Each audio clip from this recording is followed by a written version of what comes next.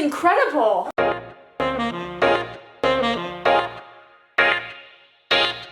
Hi friends, welcome back to my channel. Today I'm gonna share with you something that I am obsessively passionate about, and that is Instagram aesthetics. I absolutely love editing photos, color correcting, making things look aesthetically pleasing, getting all the colors to look the same, making my photos all look nice when they're next to each other. And although my style literally changes by the week, I'm constantly integrating new things and trying new things in my photos, and I'm going to teach you a couple tips and tricks to make your Instagram absolutely beautiful. So the first thing, and honestly the hardest decision to make when you're choosing an Instagram aesthetic, is what the aesthetic is going to be.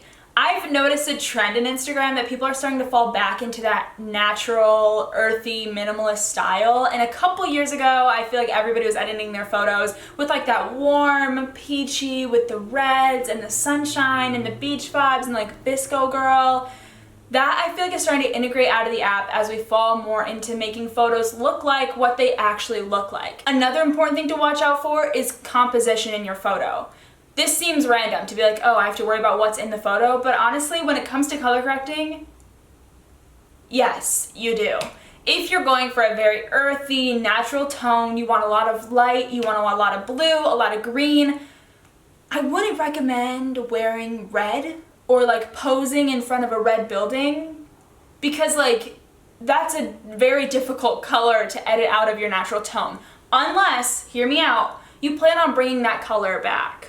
So if you're posing in front of a red wall with your blue dress on and 2 weeks later you have red lips and blue sky, if those photos are in the same set of 9, then it's gonna look aesthetically pleasing and like you did that on purpose, and chances are you're doing it on purpose. So keep that in mind whenever you're picking colors that go into your images. That's why I wear a lot of neutral colors in my photos. It helps me with keeping an aesthetically pleasing tone across the entire platform. The last thing I'm going to mention before I get ready for a photo shoot I'm about to do is the orientation of your photos. There are studies, yes, literally somebody did studies on Instagram, that prove that taking your photos the tall way get more likes than the long way. Now that might seem like, why does that matter? You should be taking what you like to take. 100%. Take whatever photo you want to take. But let me just say, on Instagram, because they do that whole extending the edges thing, a photo that fills the whole page looks way, way cooler than a photo that's too skinny and you have to zoom in to see anything on it. So I highly recommend taking your photos the tall way, whether you're taking them on a DSLR or with an iPhone or with a digital camera. Just turn your camera this way or hold your iPhone straight up and down and take your photos the tall way. Think about filling the frame. Think about where your position in the frame is. Think about how that's gonna fit in the square on your page. Those are just a couple things to keep in the back of your mind as you're editing and cropping your photos and making them look absolutely gorgeous for your page. So now I'm just gonna go get ready and we're gonna get right into taking photos. Actually, hang on.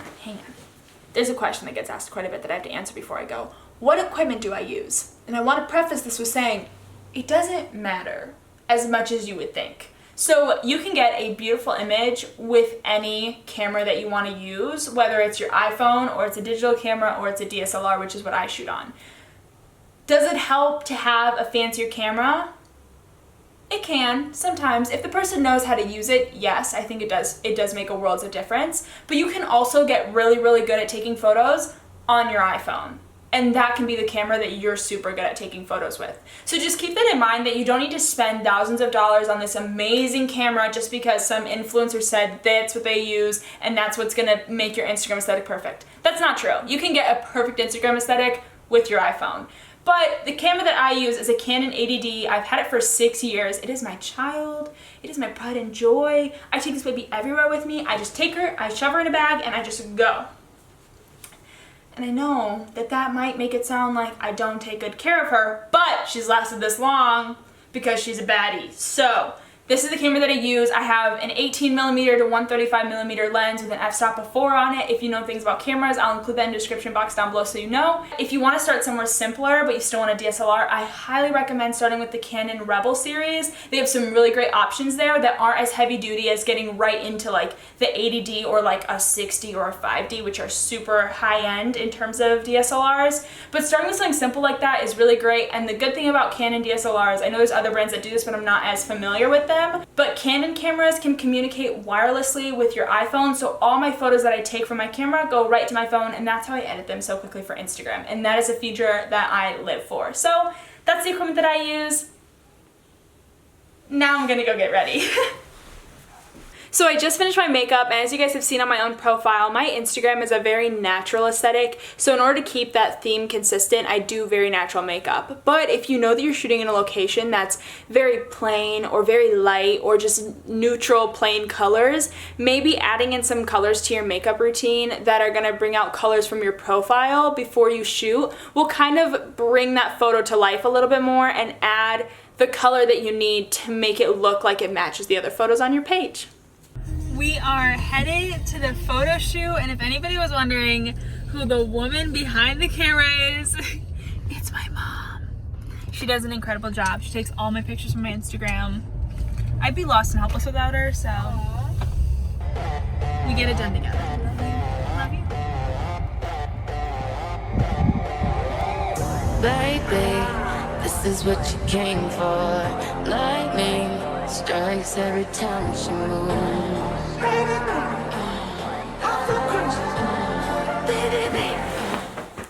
Okay, hello. I'm gonna start editing these pictures, but I want to get into something more comfortable before I do that, so let's do that real quick. Alright, so I'm all ready to start editing. I'm going to be editing today from my cell phone. I normally prefer to edit from my computer, and my computer and my cell phone speak to each other, so whatever I load into Lightroom on my phone also shows on my computer because I have a Adobe account, but if you don't, that's completely okay. You can actually edit in Lightroom for free. So I highly recommend downloading the app. It's really, really simple. You just click on the Lightroom app and it opens it. And I already loaded up a couple photos that I'm interested in editing, and let's take a look at those. So this first photo is very, very pretty. I like this one a lot. I would see myself posting this on Instagram. It's a little bit of a different pose. I'm not just standing there. It's a pretty angle. I like how my hair looks and my face looks nice. And the color on it has a lot of depth, which is what I like. Like, I like those really, really dark spots around my face. Lovely. I create my own presets, so as you can see, my folder is called 2020, and I have a bunch of random presets floating around. We're going to look at the preset called Whipped and Whirlpool. Okay, both of those look really, really beautiful. I actually like Whirlpool more than I like Whipped.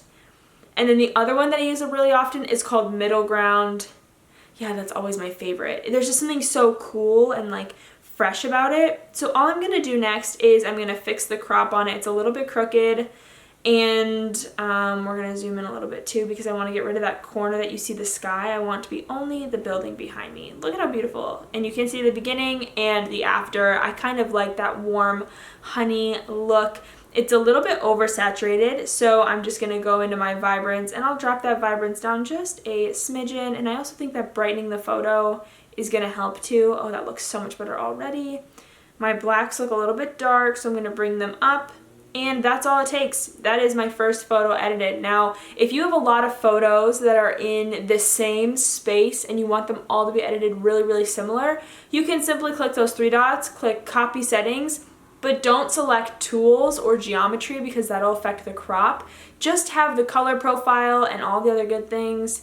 Click the check mark and you can paste it on the next photo and it will automatically edit that photo for you as well, and it looks really, really, really beautiful. Sometimes I'll exit out and that way I can look and compare how I edited that photo. You can see pictures of me in a swimsuit from this photo shoot that I did yesterday, so I can compare how those look cohesive wise right in my own Lightroom app. I can shrink the size of the photos and look at more and more and more of them next to each other, so that way I can make sure that all my photos match a similar color aesthetic. So I'm gonna take a minute, edit some more, and then show you guys exactly what they look like. I just finished editing all my photos and it's 11:50. That took me 2 hours.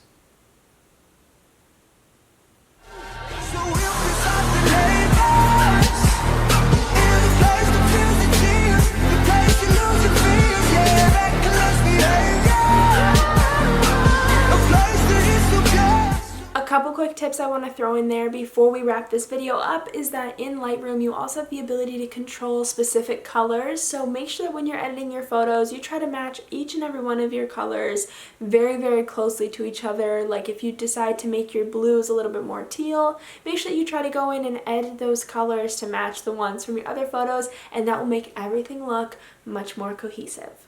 Thank you so much for watching this video, guys. I hope you enjoyed it. If you did, don't forget to give it a big thumbs up and subscribe to my channel for more videos just like this one. You can leave me a comment down below if you want to see anything else on my channel, and I look forward to seeing you next week.